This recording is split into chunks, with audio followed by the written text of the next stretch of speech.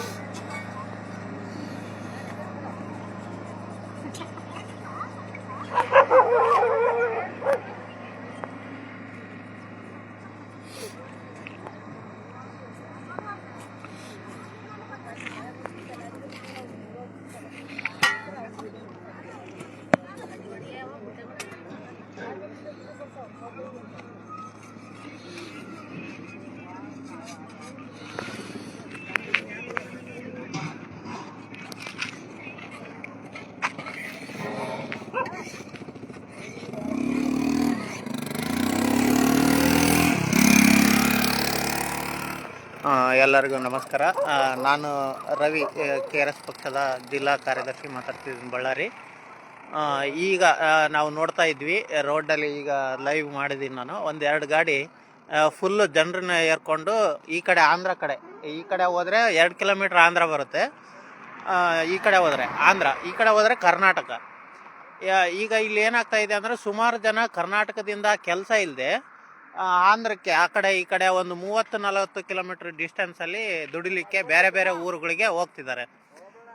ಇಲ್ಲಿ ವಿಷಯ ಏನಪ್ಪ ಅಂತಂದರೆ, ನಾವು ಒಳ್ಳೆ ಗ್ರಾಮ ಪಂಚಾಯಿತಿ ಸದಸ್ಯರು ಮತ್ತು ಒಳ್ಳೆ ಗ್ರಾಮ ಪಂಚಾಯಿತಿ ಅಧಿಕಾರಿಗಳು ಇದ್ದರೆ ಇಷ್ಟು ಜನ ದುಡಿಲಿಕ್ಕೆ, ಇದೇ 300 ರೂಪಾಯಿ ದುಡಿಲಿಕ್ಕೆ ಬೇರೆ ಊರುಗಳಿಗೆ, ದೂರದ ಊರುಗಳಿಗೆ ಆಟೋಗಳನ್ನು ಮಾಡಿಕೊಂಡು ಹೋಗುವಂಥ ಅವಶ್ಯಕತೆ ಇರೋದಿಲ್ಲ.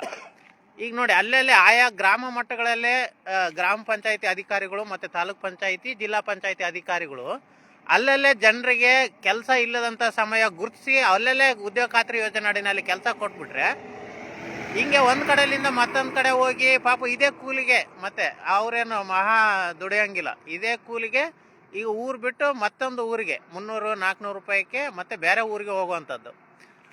ಸುಮಾರು 100 ಆಟೋಗಳು ಇಲ್ಲಿ ಕರ್ನಾಟಕದಿಂದ ಆಂಧ್ರ ಗಡಿ ಭಾಗಕ್ಕೆ ಹೋಗ್ತವೆ.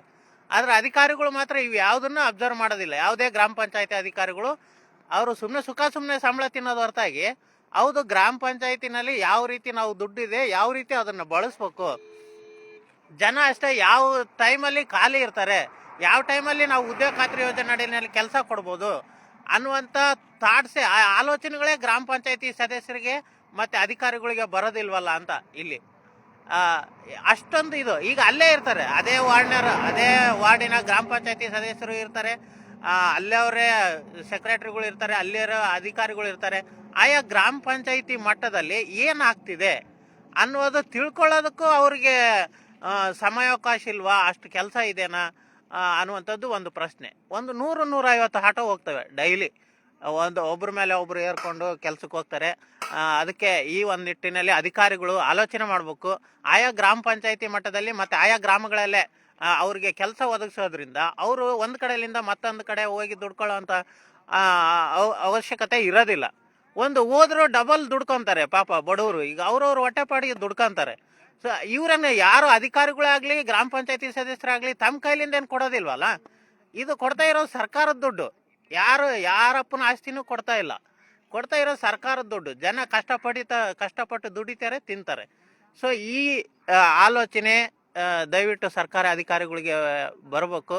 ಜನರೂ ಅಷ್ಟೇ ಒಳ್ಳೊಳ್ಳೆ ಕೆಲಸ ಮಾಡುವಂಥ ಗ್ರಾಮ ಪಂಚಾಯಿತಿ ಸದಸ್ಯರನ್ನ ಆಯ್ಕೆ ಮಾಡ್ಕೋಬೇಕು. ಜಾತಿ ಮತ ಭೇದ, ಎಂಡ, ಈ ಒಗ್ಗರಣೆ, ಮಿರ್ಚಿ, ಚಿಕನ್ನು ಇವೆಲ್ಲ ಬಿಟ್ಟು ದಯವಿಟ್ಟು ತಮ್ಮ ಕಷ್ಟದಲ್ಲಿ ಇದ್ದಾಗೆ ಯಾರು ತಮಗೆ ಸಹಾಯಕ್ಕೆ ಬರ್ತಾರೆ, ವಸತಿ ಯೋಜನೆ ಅಡಿಯಲ್ಲಿ ಮನೆಗಳ ಸೌಲಭ್ಯ ಕಲ್ಪಿಸುವಂಥದ್ದು, ಶೌಚಾಲಯ ಅವಕಾಶ ಕಲ್ಪಿಸುವಂಥದ್ದು. ಈಗ ಶೌಚಾಲಯಗಳಿಗೆ ಎಷ್ಟೋ ಜನ ಹೊರಗಡೆ ಹೋಗ್ತಾರೆ. ಸೊ ಇಷ್ಟೆಲ್ಲ ಸಮಸ್ಯೆಗಳು ಇದ್ದರೂ ಕೂಡ ಸಮಸ್ಯೆಗಳ ಬಗ್ಗೆ ಗ್ರಾಮ ಪಂಚಾಯತಿ ಅಧಿಕಾರಿಗಳಿಗೆ ಆಗಲಿ ಅಥವಾ ನಾವು ಓಟ್ ಹಾಕಿ ಗೆಲ್ಸೋ ಅಂತ ಈಗ ನೋಡ್ತಾ ಇರ್ಬೋದು ನೀವು, ಇನ್ನೊಂದು ಗಾಡಿಗೆ ಹೋಗ್ತಾ ಇದೆ.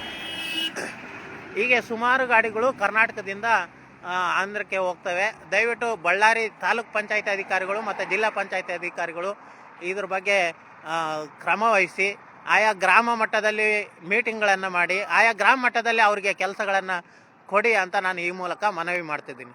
ಧನ್ಯವಾದಗಳು.